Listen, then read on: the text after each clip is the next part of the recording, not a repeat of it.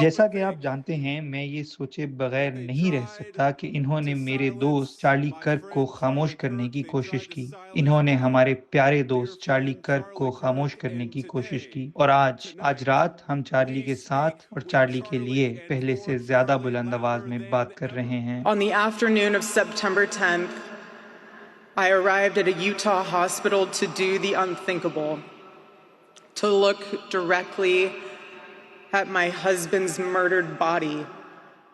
Father, forgive them, for they not know what they do. That man, that young man, I forgive him. क्योंकि आज America एक ऐसी कौम है जो गम में है, एक कौम जो सदमे में है और एक कौम जो सोग में है। अब वो अमेरिकी आज़ादी के लिए एक मॉडल हैं।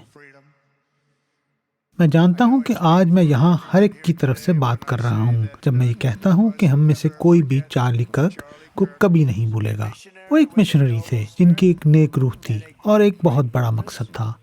वो अपने मुखालफिन से नफरत नहीं करते थे, वो उनके लिए बेहतरीन ही चाहते थे। इसी बात पर मैं चार्ली से इख्तलाफ करता था। मैं अपने मुखालिफ से नफरत करता हूँ और मैं उनके लिए बेहतरीन नहीं चाहता। मैं माफ़ी चाहता हूँ एरिका।